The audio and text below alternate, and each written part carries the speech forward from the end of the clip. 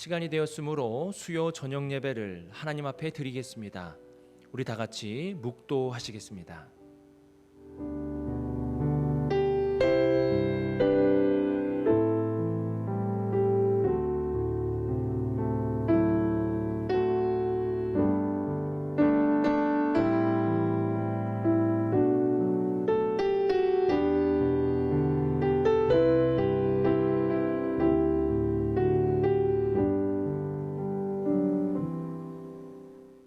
내가 내게 명령한 것이 아니냐. 강하고 담대하라. 두려워하지 말며 놀라지 말라. 내가 어디로 가든지 내 하나님 여호와가 너와 함께 하느니라 하시니라. 하나님은 영이시니 예배하는 자가 영과 진리로 예배할지니라. 아멘. 우리 다 같이 찬송가 80장 함께 찬송 드리겠습니다.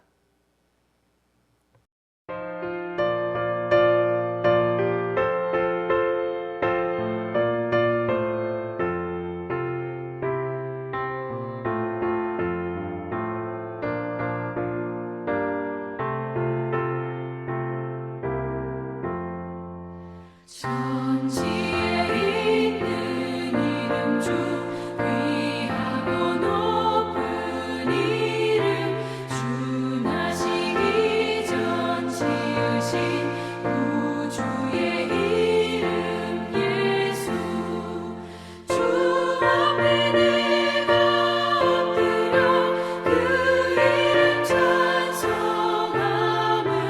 내 귀에 들린 말씀 중 귀하신 이름 예수 주 십자가에 달릴 때 명패에 쓰인 대로 저 유대인의 왕이요 보돌이 왕이시라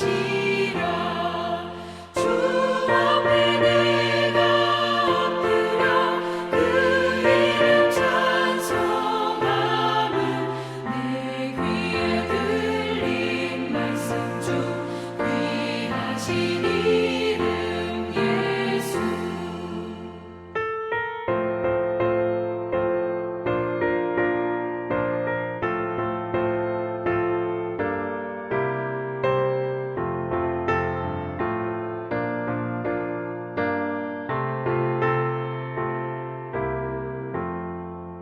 지금도 살아계셔서 언제나 하시는 일 나 같은 죄인 부르사 참 소망 주시도다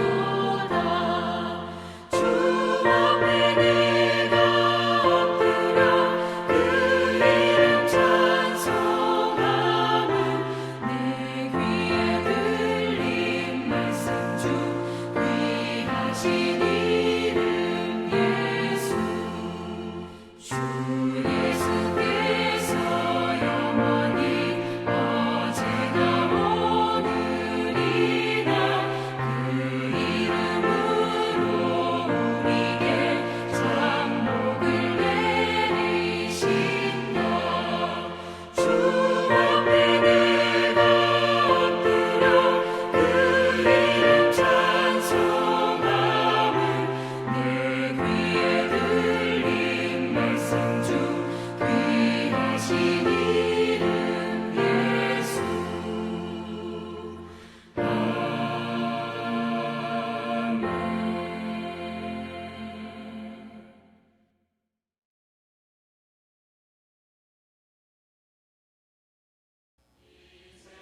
다 같이 기도드리겠습니다. 오늘 드리는 예배를 위하여서 오늘의 말씀을 굳게 붙잡고 매일매일의 삶에 승리할 수 있는 우리 모두가 될 수 있도록 기도하시고 우리 모든 예배가 정상화될 수 있도록 나라의 회복과 위정자들을 위하여서 코로나로 인하여 고통받는 모두를 위하여서 우리 함께 기도드리겠습니다. 기도하겠습니다.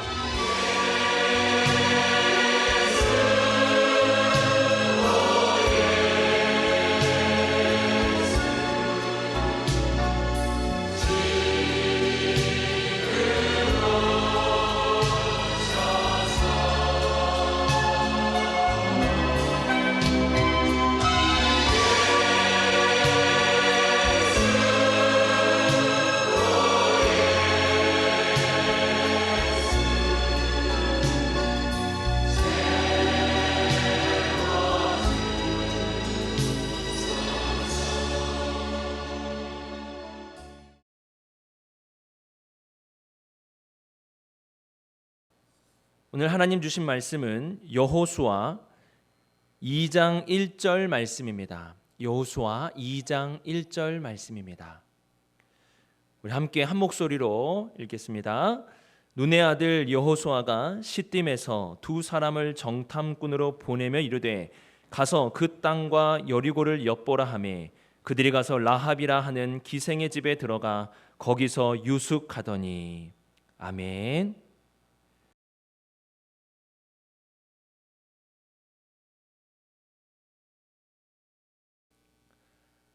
하나님이 사랑하시는 비산동교회 성도님들, 지난 3일간 평안하셨습니까? 오늘 우리에게 주신 하나님 말씀은 여호수아 2장 1절 말씀입니다. 저에게 있어서 그 좋지 않은 추억을 가진 그 장소가 한 군데 있는데요. 잊고 싶고 거기를 좀 이렇게 지나가고 싶지 않은 그러한 장소입니다. 그 장소는요, 문경세제입니다. 제가 이렇게 문경세제를 이렇게 좋지 않은 장소를 기억하는 이유는 뭐 그 문경세제가 뭐 아름답지 않고 풍경이 이상해서 뭐 그렇기 때문에 그런 게 아니라 그곳에서 좋지 않은 일이 있었기 때문에 그러합니다. 제가 초등학교 때였던 것 같습니다. 초등학교 때 저희 시골이 문경이었기 때문에 아버지와 함께 이 문경을 가곤 했는데요. 어느 날 아버지가 이제 문경세제에 들렸다 가자. 아마 이제 저와 형에게 좋은 추억을 만들어주기 위해서 문경세제를 가자고 그렇게 말씀하신 것 같습니다. 그래서 이제 아버지가 그 기대감을 가지고 뭐 아들을 데리고 이제 문경세제 간 거 아니겠습니까? 그런데 제가 좀 심술이 나가지고 문경세제 올라가기가 너무 싫은 거예요. 높아 보이고 괜히 지루해 보이고 재미도 없어 보이고 빨리 집에 갔으면 좋겠는데 왜 문경세제 들려서 가는지 막 그 이 뭐 심술이 난 거예요. 그래가지고 안 간다고 제가 막 때려버렸습니다. 그러니까 아빠가 가자 근데 제가 싫다고 안 간다고 막 그랬어요. 그러니까 아버지가 이제 참다가 그 형하고 둘이서만 문경세제를 올라가시고 저보고는 차에 있으라고 이렇게 했습니다. 그래서요 제가요 차에 있는데 문경세제가 굉장히 길고 높은 거 아시죠? 그래서 좀 오래 걸렸어요. 아버지가 이 형하고 갔는데 오랫동안 있다가 이제 차로 돌아왔습니다. 그러니까 심술이 나고 있었는데 더 심술이 난 거예요. 화까지 난 거예요. 그래서 아빠가 말해도 그 대답도 안 하고 막 심술 부리고 막 짜증내고 그랬습니다. 아버지가 참다가 그 나중에 한마디 딱 하셨어요. 어떤 말씀하셨냐면은 너 내려 딱 하신 거예요. 차에서 내리라는 거예요. 그래가지고 제가 그 화도 나고 심술 나고 그러니까 그래 내리라면은 뭐 나도 한번 내려보자 막 그래서 제가 그 차에서 내렸습니다. 아니나 다를까 차에서 내리자마자 아버지가 차를 끌고 막 가시는데 그 순간 제가 엄청나게 울면서 있는 힘을 다해서 그 차를 막 쫓아갔습니다. 아빠 막 부르면서 제가 그 차를 막 쫓아갔는데요. 그러니까 차가 안 보여요. 그래가지고 막 엉엉 울고 있었는데 그러면서 한 걸음 천천히 걸어가고 주변에 있는 아저씨들은 무슨 일이냐 이렇게 막 물어보고 그런데 아버지가 간 방향으로 제가 이렇게 천천히 걸어갔습니다. 울면서. 그랬더니 그 코너를 지나니까 차가 비상등을 켜면서 거기 서 있는 거예요. 그래서 달려가서 그 차를 타고 안양으로 돌아왔던 그런 기억이 있습니다. 지금도요. 문경세제 부근만 가면은 저희 아버지는 그 얘기 하십니다. 저는 기억하기 싫어요. 그때 그 있었던 그 아픔들, 그 눈물, 그 창피함 이런 것들을 저는 기억하기가 싫습니다. 근데 뭐 그 문경 내려가면 아버지가 야 너 문경세제에서 그 있었던 일 아냐 막 그러면서 막 얘기하시고 너 민설이랑 똑같다고 지금 민설이 하는 거 보면은 너랑 똑같다고 막 그런 얘기하시면서 제가 잊고 싶은 기억들을 계속 기억나게 하십니다. 그러니까 이와 문경세제처럼 누군가에게는 이렇게 잊고 싶은 그런 장소가 있기 마련입니다. 그 이스라엘 백성에게 있어서는 오늘 본문에 나타나는 두 가지 장소가 있는데요. 그 두 장소를 떠올리게 하는데요. 이 두 장소는 정말로 잊고 싶은 그 장소입니다. 한 장소는 뭐냐면요, 여러분 시딤이에요. 오늘 말씀을 보세요. 이스라엘 백성이 시딤에 이르렀다라고 말씀하고 있습니다. 시딤은요, 요단강만 건너면은 약속의 땅에 있을 만큼 아주 약속의 땅과 가까운 지역이 바로 이 시딤입니다. 민수기 25장을 여러분 보시면은 거기에서 이 시딤에서 어떤 일이 있었냐면은 모압의 여자들과 이스라엘의 백성들이 서로 음행을 하는 사건이 여기서 일어나게 됩니다. 요단강만 넘어가면 되는데 바로 그 시딤에서 음행을 저지르는 일이 있게 돼요. 근데 여기서만 끝나는 게 아니라 그 여인들이 자신의 신들에게 제사를 드리자 이 이스라엘 남자들이 어떻게 하는 거예요? 같이 그 신들, 그 모압의 신들에게 제사를 드리는 일이 일어나게 됩니다. 십계명의 1계명과 십계명의 2계명을 어기는 일이 바로 이 시딤에서 있었어요. 그러자 어떻게 돼요? 그 제사장의 그 아들이었던 그 비느하스가 그 열정으로 불타오르시 일어나서 창을 들고 그 모압의 여인들과 그런 관계를 맺었던 자들을 죽입니다. 그리고 여호와께서 이 사건으로 분노하셔가지고 역병을 내리시는데요. 이 역병으로 인하여서 무려 2만 4천 명이 죽게 되는 일이 나타나게 됩니다. 수많은 시신들로 그 시딤에 가득하게 된 거예요. 이게 민수기 25장에 있었던 시딤 사건입니다. 그리고 여러분 민수기 26장에는 그 이스라엘의 인구 조사를 시작하게 됩니다. 그러니까 민수기 26장은 이 광야의 2세대가 일어났다는 사실을 보여주는 것으로 그 인구 조사를 하는 거예요. 그러니까 25장은요 광야의 1세대의 마지막을 보여주는 그러한 사건입니다. 그래서 그 시딤에는요 자신의 아버지라든지 그리고 자신의 가까웠던 어떤 친척이라든지 그런 어르신들이 그 시신으로 아주 가득했던 그곳이 바로 이 시딤이에요. 그리고 또 그 이와 함께 오늘 본문에 보시면 여호수아가 정탐꾼을 그 여리고에 보내는 것을 그 보게 됩니다. 이스라엘 백성이 이전에도 한번 정탐꾼을 보낸 사건이 있습니다. 제가 지난 시간에도 한번 말씀드렸는데요. 바로 가데스 바네아 사건입니다. 바로 이 가데스 바네아에서 하나님께서는 모세를 부르셔서 정탐꾼을 각 지파에 한 사람씩 뽑아서 보내라고 말씀을 하십니다. 그래서 모세가 각 지파에 그 뛰어난 자들을 그 모집을 해가지고 12명을 그 정탐꾼으로 보내게 되죠. 그리고 나서 10명의 정탐꾼이 돌아와서 무슨 말을 합니까? 이런 말을 하죠. 거기서 네피림 후손인 아낙 자손의 거인들을 보았나니 우리는 스스로 보기에도 메뚜기 같으니 그들이 보기에도 그와 같았을 것이니라. 그러니까 우리는 메뚜기라는 말을 여기서 이렇게 하게 됩니다. 그리고 나서 어떻게 됩니까? 이스라엘 백성이 이 10명의 정탐꾼의 이야기를 듣고 밤새도록 통곡하면서 울죠. 이때요 12명의 정탐꾼 중이었던 한 명인 여호수아가 옷을 찢습니다. 이들이 막 울고 불자 옷을 찢어요. 그리고 나서 이렇게 외칩니다. 두려워하지 마라. 왜 두려워하느냐? 하나님의 약속이 우리에게 있다. 두려워하지 마라 라고 막 소리를 칩니다. 그때 어떤 일이 납니까? 이스라엘 백성이 돌을 들어요. 그 슬픔에 그 분노에 돌을 들어가지고 여호수아 저놈의 자식 이러면서 여호수아를 죽이려고 돌을 들어서 막 치려고 합니다. 그때 어떤 일이 나냐면은 여호와의 영광이 회막 가운데 가득하게 일어나게 됩니다. 그리고 나서 여호와께서 분노하시고 이스라엘 백성을 심판하셔서 광야의 1세대는 가나안 땅 약속의 땅에 들어가지 못하리라는 말씀을 하나님께서 주시게 되는 것입니다. 그리고 이 시딤 사건 우리가 앞서 살펴본 바로 이 시딤에서 광야의 1세대가 모두 다 죽게 되는 일이 나타나게 되는 것입니다. 여러분 오늘 이 본문에서 나타나는 이 두 가지 장소 바로 이 시딤 지금 이스라엘이 발 딛고 있는 시딤에는 조상들의 시체가 묻어져 있었던 조상들의 시체가 널려 있었던 바로 그 장소입니다. 그리고요 정탐꾼을 보내는 이것은 바로 가데스 바네아 그렇게 있고 싶었던 이스라엘 백성이 여리고의 그 문턱에서 이 가나안 땅 문턱에서 다시 돌아와야만 했었던 바로 그 사건을 떠올리게 하는 게 바로 이 가데스 바네아 사건 아니겠습니까? 그래서 오늘 말씀은 바로 이 두 가지 장소 시딤과 가데스 바네아를 떠올리게 하는 것으로 되어 있다라는 것입니다. 여러분 이전에는요 하나님께서 이 가데스 바네아 사건 같은 경우에는 하나님이 모세에게 정탐꾼을 보내라고 말씀하셨습니다. 그러니까 하나님이 명령하신 거예요. 근데 여러분 오늘 말씀 한번 보세요. 오늘 말씀 보시면 하나님께서 여호수아에게 정탐꾼 보내라 이런 말씀하십니까? 아니요. 하나님 아무 말씀하지 않으세요. 오히려 하나님께서는 여호수아를 이렇게 세우시고 나서 침묵하십니다. 말씀하지 않으세요. 오히려 여호수아가 어떻게 하는지 하나님은 지켜보고 계십니다. 그 정탐꾼을 보내라는 말씀도 없고 어떻게 하라는 하나님의 말씀이 나타나지 않아요. 그러면은요 여호수아라면은 제가 여호수아라면 여러분이 여호수아라면은 하나님이 정탐꾼 보내란 말도 하지 않으셨어요. 그럼 여러분 같으면 정탐꾼 보내겠습니까? 안 보내겠습니까? 이 보내는 거 쉽지 않아요. 모세가 정탐꾼을 하나님 말씀대로 보냈다가 정탐꾼이 돌아와서 이 모든 것이 다 뒤엎어 버렸습니다. 모든 것이 다 원상태로 돌아와 버렸단 말이에요. 이러한 일을 여호수아가 경험했기 때문에요.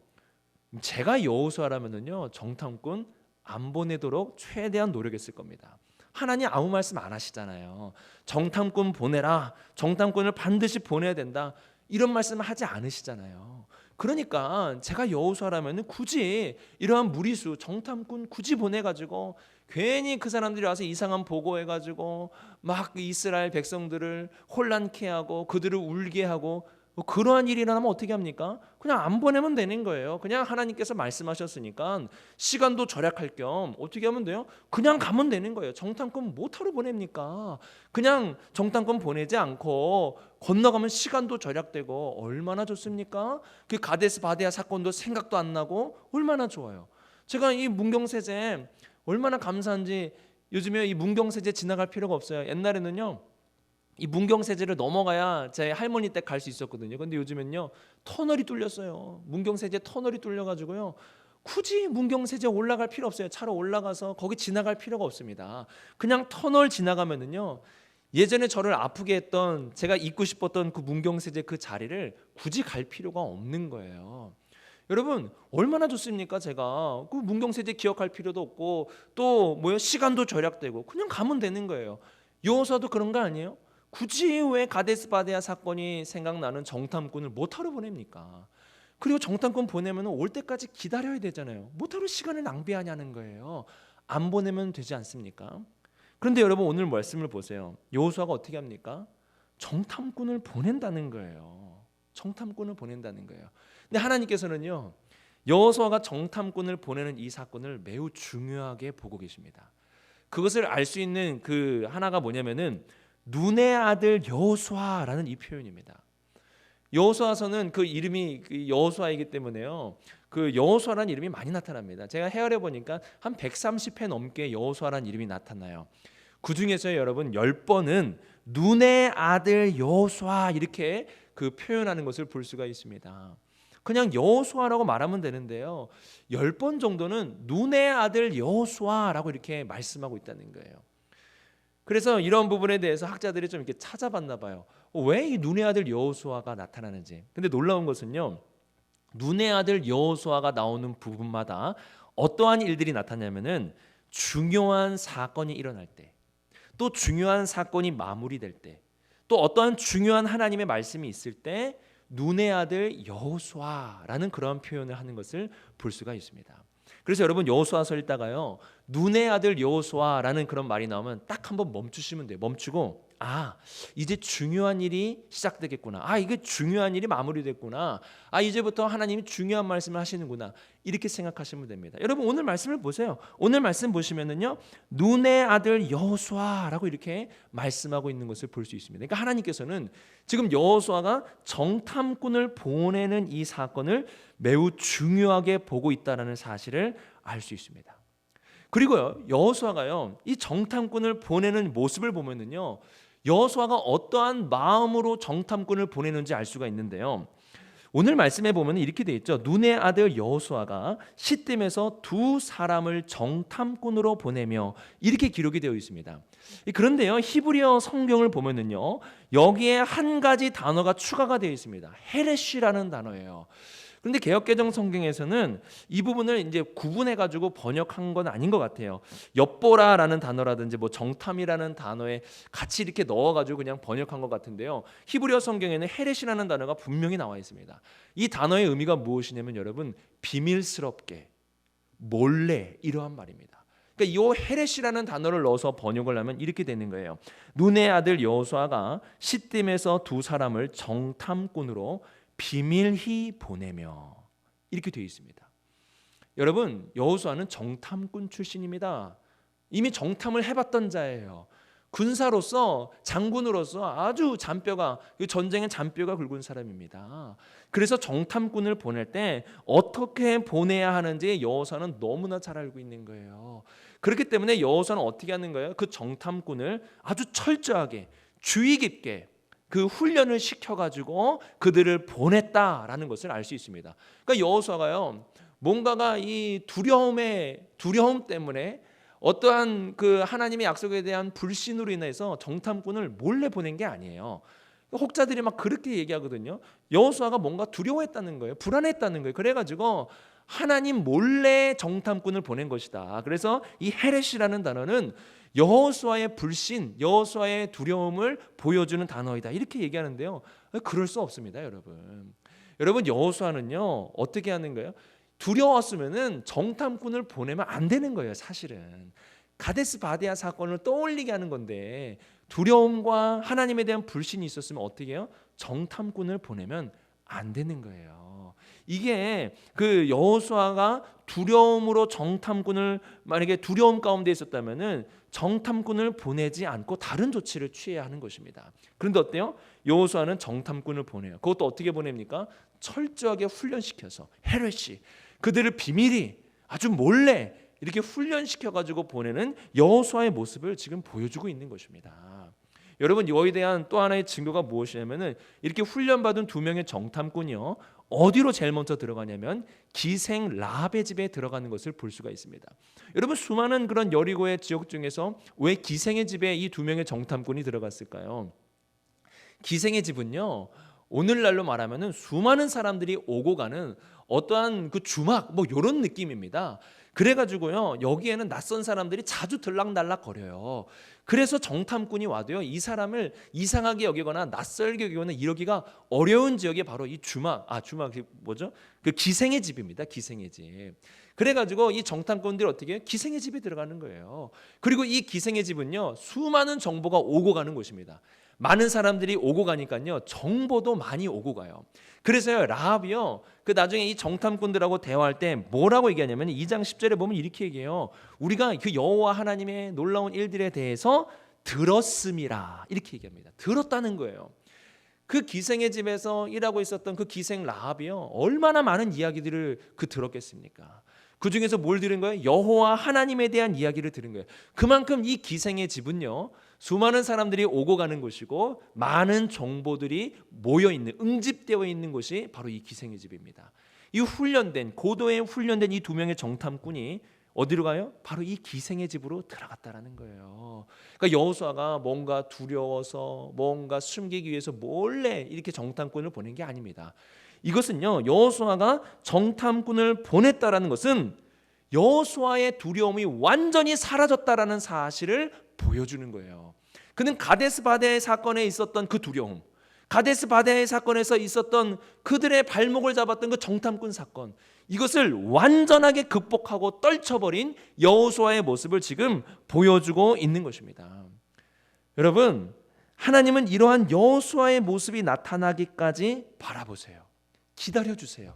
그리고 여호수아에게 어떠한 말씀도 하지 않고 계십니다. 마치 여호수아가 이렇게 하나님의 약속을 붙잡으면 담대하고 강하여져서 이전에 있었던 모든 두려움을 떨쳐내고 다시 이겨낼 수 있는 사람이 될 줄 아신 것처럼 하나님은 기다려주세요. 이러한 하나님께서 가나안 입성 전에 계속해서 여호수아에게 강하고 담대한 하나님의 약속을 주시고 하나님께서는 이제부터 침묵하십니다. 마치 무언가를 기다리고 계시는 것 같아요. 무엇을 기다리고 계시는지 아십니까? 하나님께서 이렇게 침묵하시면서 무엇을 기다리고 계십니까? 바로 여호수아의 완전한 회복입니다. 모세의 죽음으로 인하여 두려움 가운데 있었고 좌절하고 낭망하고 있었던 여호수아, 그 여호수아의 완전한 회복을 하나님이 기다리고 계셨어요. 그리고 여호수아가 완전하게 회복되었다라는 것을 분명하게 보여주는 사건이 바로 시딤에서 가데스 바네아 사건이 생각나게 하는 정탐꾼을 여호수아가 보내는데, 그냥 보내는 게 아니라 철저하게 훈련시켜서 보내는 이 여호수아의 모습이야말로 이전에 있었던 그 두려움을 완전히 떨쳐버리고 하나님의 지도자로, 하나님이 세움받은 그 사람으로 온전히 서게 되었다라는 사실을 우리들에게 보여주고 있는 것입니다.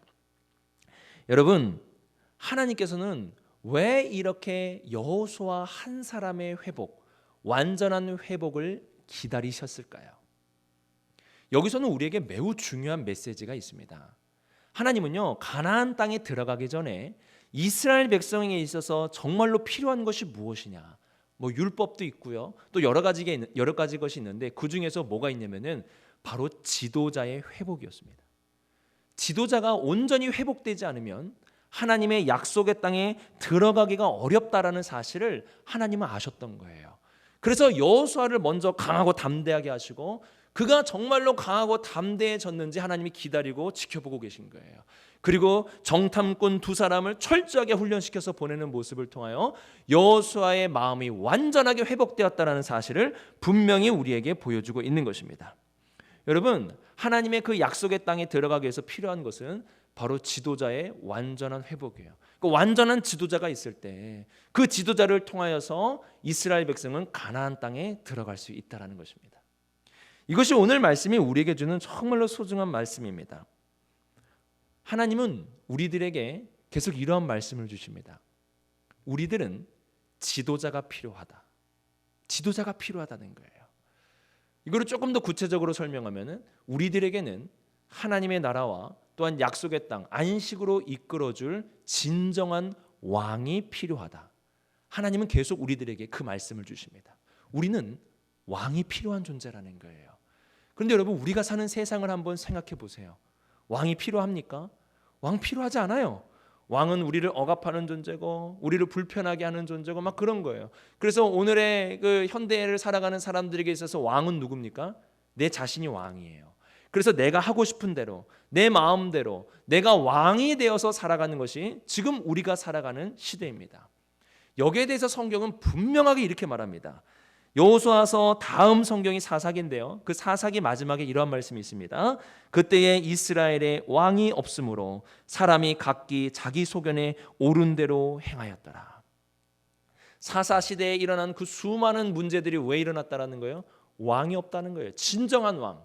그들은 자기 스스로가 왕이 돼서 자기 마음대로 자기 소견에 옳은 대로 행하였더니 아주 그 사사기 시대에 일어났던 그 많은 문제들이 일어나게 되었다라고 평가하는 게 사사기 마지막 말씀입니다. 여러분, 그 다음에 보세요. 사무엘이나 열왕기나 역대기 그 역사를 쭉 한번 보세요. 뭘 얘기합니까? 왕에 대한 이야기를 쭉 해주는 거예요. 왕에 대한 이야기를. 이 왕에 대한 이야기를 함을 통해서 뭘 알려줍니까? 북이스라엘은 어떻게 됩니까?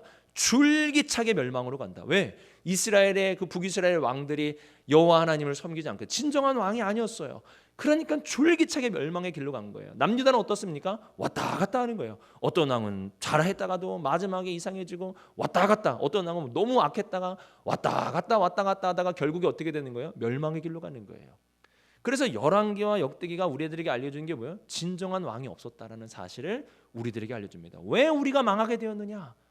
우리를 이끌어줄 진정한 왕이 없었다라는 사실을 이스라엘의 역사가 거울이 되어서 우리들에게 알려주고 있는 것입니다. 우리들에게는요, 왕이 필요합니다. 성경은 계속해서 우리들에게 진정한 왕이 있어야 우리가 약속의 땅에 갈 수 있고 우리가 안식을 향해 나아갈 수 있다라는 사실을 알려주고 있습니다. 여러분 다 아시죠? 우리들의 진정한 왕, 만왕의 왕, 우리를 승리로 이끌어줄, 우리를 안식에 이끌어줄 왕이 누구입니까? 예수 그리스도 아닙니까? 그래서 요한계시록 17장 14절에 이런 말씀이 있습니다. 그들이 어린 양과 더불어 싸우려니와 어린 양은 만주의 주시오 만왕의 왕이심으로 그들을 이기실 터이요 또 그와 함께 있는 자들 곧 부르심을 받고 택하심을 받은 진실한 자들도 이기리로다. 아멘. 어린 양이신 우리의 어린 양이신 예수 그리스도, 그분이 만왕의 왕이시라는 거예요. 그분과 함께하면, 그분과 더불어 싸우면 우리도 이기리로다라고 말씀하는 게 요한계시록의 말씀인 것입니다. 우리의 삶의 진정한 승리와 평화와 안식으로 가기 위해서는 바로 우리를 이끌어줄 진정한 왕, 그 왕과 더불어 함께할 때 우리에게는 승리가 있을 수 있다는 사실을 분명하게 말씀하고 있는 것입니다.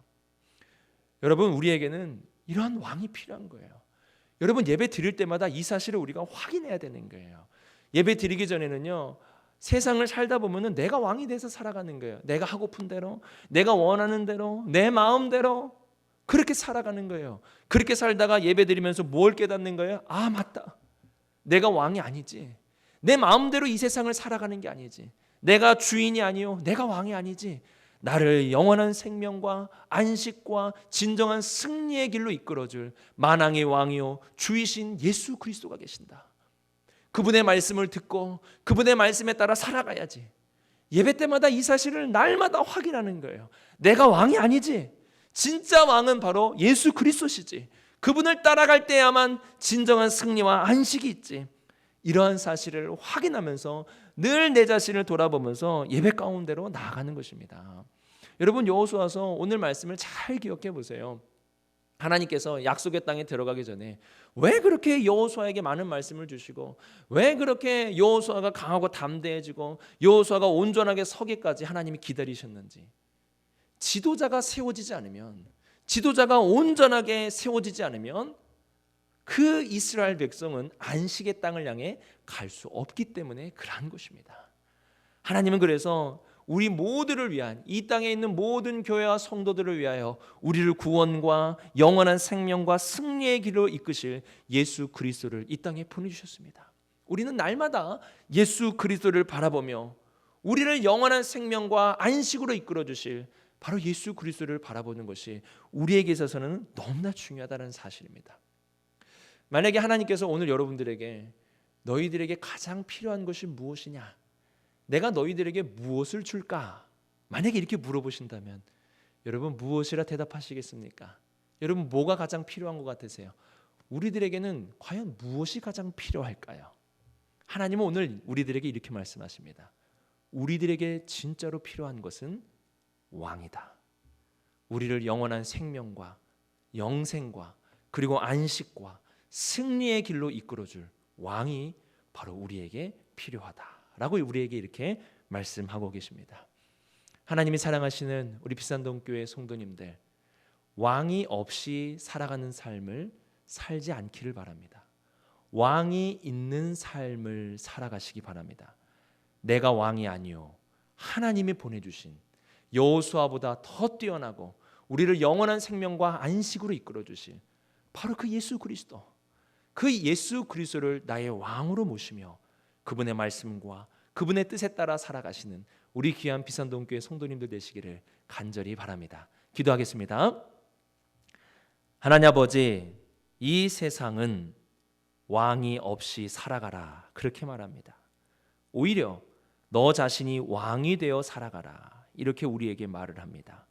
이러한 세상의 소리에 귀를 기울이기보다 오직 예수 그리스도만이 나의 왕이시다, 만왕의 왕이시며 나를 승리와 안식으로 이끌어줄 참된 왕이시다 라는 사실을 믿음으로 살아가는 우리 귀한 성도님들이 될 수 있도록 인도하여 주시옵소서.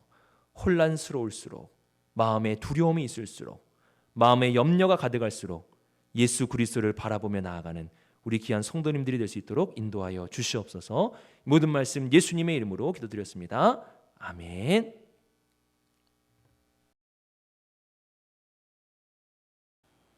교회 소식을 전해드리겠습니다. 오늘 수요 온라인 예배에 참석하신 우리 모든 성도님들 환영하고 축복합니다. 코로나19가 완전히 종식돼서 모든 예배와 모임이 조속히 정상화될 수 있도록 함께 기도해 주시기 바랍니다. 계속해서 저희 교회가 주일에 오프라인 예배를 드리고 있는데요, 방역 수칙과 안전 수칙 이 모든 것을 잘 지키면서 예배를 드리고 있습니다. 우리 성도님들 모두 나오셔서 함께 주일에 예배 드릴 수 있기를 바랍니다. 매일 정오기도와 8시 기도, 말씀 묵상도 함께 하셔서 기도와 말씀 생활에 힘쓰시기를 바랍니다. 학생부 예배가 토요일 오전 9시 본당에서 드립니다. 그리고 이번 주부터는 유초등부도 함께 그 토요일 오전 10시 30분, 학생부는 9시고요. 유초등부는 10시 30분에 그 본당에서 드립니다. 본당에서 드리는 것은 이 사회적 거리 두기를 충분하게 두면서 예배 드리기 위해서 보다 더 안전하고 보다 더 분명하게 예배를 드리기 위해서 본당에서 드리니까요. 우리 그 자녀들, 학생들과 우리 유초등부 자녀들을 꼭 예배에 보내주시기 바랍니다. 오늘 말씀을 기억하면서 우리 이 찬양 하나님께 올려드렸으면 좋겠습니다. 당신은 영광의 왕이라는 고백입니다. 그래서 이 찬양 잘 모르실 텐데요, 가사를 보시면서 여러분 같이 이 찬양의 가사를 고백하시면 됩니다. 예수님만이 나의 왕이십니다. 예수님만이 만왕의 왕이십니다. 이러한 고백을 담아서 우리가 찬양을 함께 올려드리겠습니다. 함께 찬양 드리겠습니다.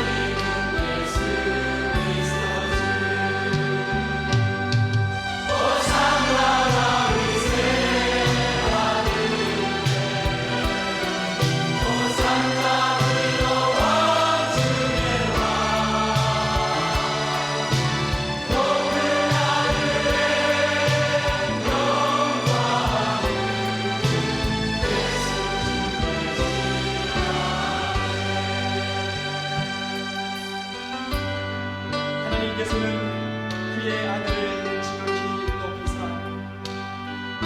모든 이름 위에 뛰어난 이름을 주셨습니다.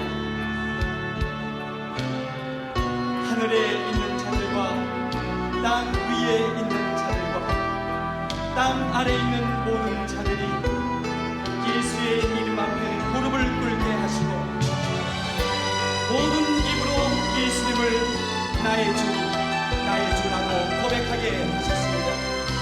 그분은 오늘도 살아계셔서 우리와 함께 계십니다. 우리 모두 주의 이름을 높여드리며 호산나 주의 이름을 찬양하며 전능하신 하나님을 바라봅시다. 할렐루야.